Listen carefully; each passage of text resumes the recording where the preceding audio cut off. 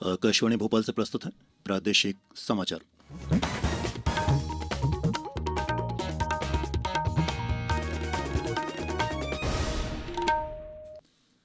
नमस्कार, समाचारों के साथ मैं प्रशांत सेंगर। पहले मुख्य समाचार। कृषि मंत्री नरेंद्र सिंह तोमर ने कहा, सरकार गरीब और किसानों के विकास के लिए प्रतिबद्ध। प्रधानमंत्री नरेंद्र मोदी आज गुजरात उच्च न्यायालय के हीरक जयंती समारोह को संबोधित करेंगे।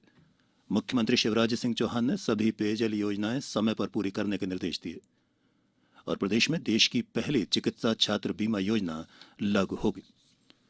और अब समाचार विस्तार से। केंद्रीय कृषि मंत्री नरेंद्र सिंह तोमर ने कहा है कि सरकार देश में गांव, गरीब और किसानों के विकास के लिए प्रतिबद्ध है। राज्यसभा में कल राष्ट्रपति के अभिभाषण पर धन्यवाद प्रस्ताव पर चर्चा में भाग लेते हुए श्री तोमर ने कहा कि किसान यूनियनों के साथ कई बार की वार्ता के बावजूद किसी भी यूनियन ने ऐसा कोई प्रावधान नहीं बताया है जो उन्हें विवादास्पद लगता है। कृषि मंत्री ने कहा कि कृषि कानून किसानों को एपीएमसी मंडियों के बाहर भी अपनी उपज बेचने की अनुमति देते हैं। कृषि कानूनों में अनुबंध कृषि के बारे में विपक्षी सदस्यों के कई प्रश्नों के जवाब में कृषि मंत्री ने जोर देकर कहा, किसानों के हितों की रक्षा के लिए नए कानूनों के प्रावधान किसानों को अनुबंध से बाहर जाने की अनुमति देते हैं।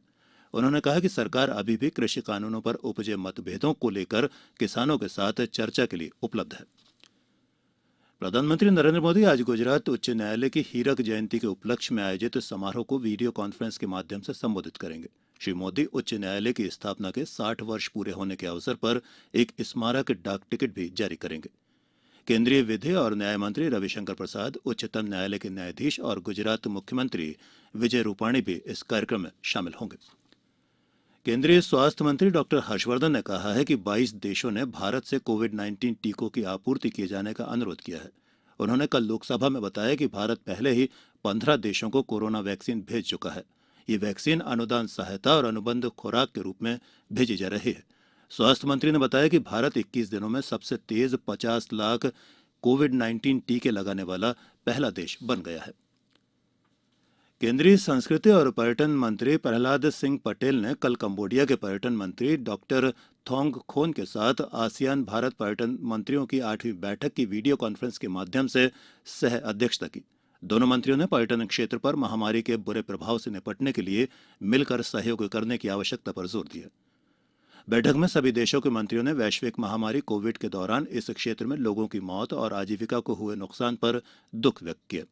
श्री पटेल ने प्रधानमंत्री नरेंद्र मोदी की सराहना करते हुए कहा कि उन्होंने न केवल कोविड महामारी से निपटने के लिए प्रयास किए बल्कि कई देशों को दवाइयां और चिकित्सा उपकरणों की आपूर्ति कर उनकी मदद भी की। श्री पटेल ने इस दौरान कोविड महामारी के बाद पर्यटन क्षेत्र की गतिविधियों को फिर से पटरी पर लाने के लिए किए जा रहे प्रयासों की जानकारी भी दी। बैठक के बाद संयुक्त वक्तव्य में मंत्रियों ने आसियान देशों और भारत के बीच समझौते के अंतर्गत पर्यटन क्षेत्र में सहयोग को मजबूत करने पर भी सहमति व्यक्त की। अब समाचारों में वक्त है एक छोटे से ब्रेक का।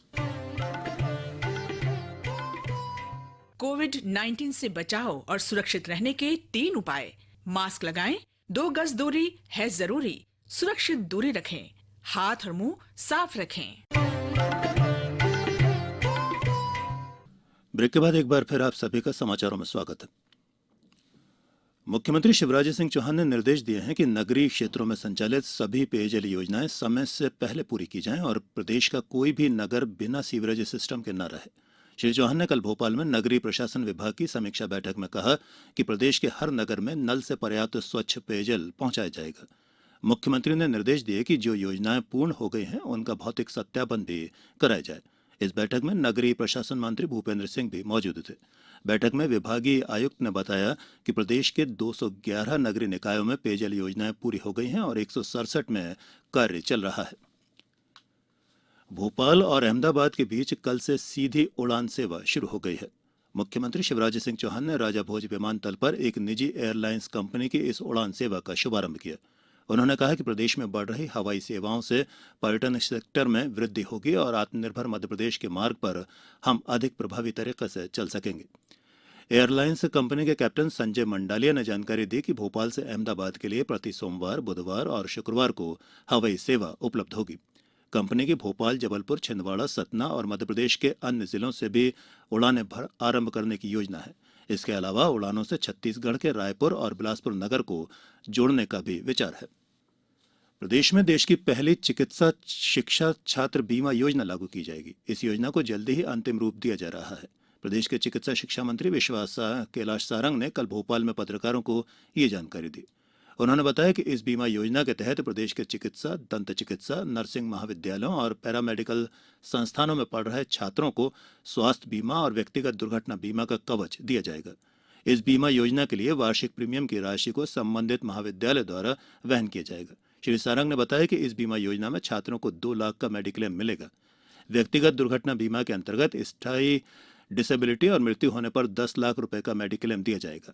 योजना में 5 लाख रुपए का अस्थायी डिसेबिलिटी कवर भी शामिल है और इस योजना से प्रदेश के 15,000 से अधिक चिकित्सा छात्रों को लाभ मिल सकेगा।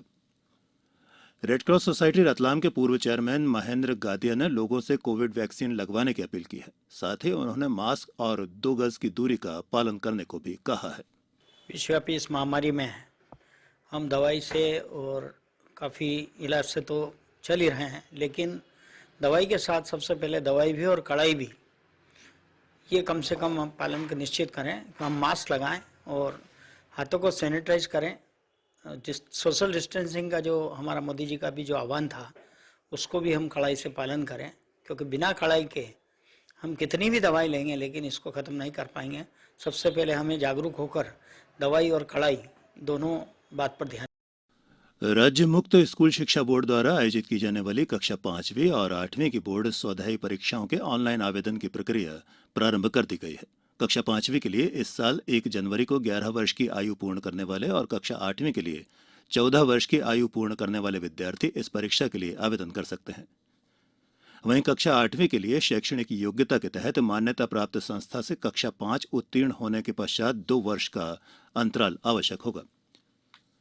राष्ट्रीय कृषि बाजार योजना के तहत प्रदेश की सभी कृषि मंडियों को ई नाम में शामिल किए जाने के लिए प्रस्ताव तैयार किया जाएगा। राज्य कृषि विपणन बोर्ड की प्रबंध संचालक प्रियंका दास ने कल भोपाल में आयोजित समीक्षा बैठक में ये निर्देश दिए। बैठक में बताया गया कि प्रदेश की 80 मंडियों में योजना का क्रियान्वयन किया जा रहा है।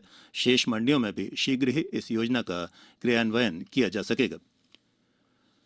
और अब इस बुलेटिन के कुछ समाचार संक्षिप्त में।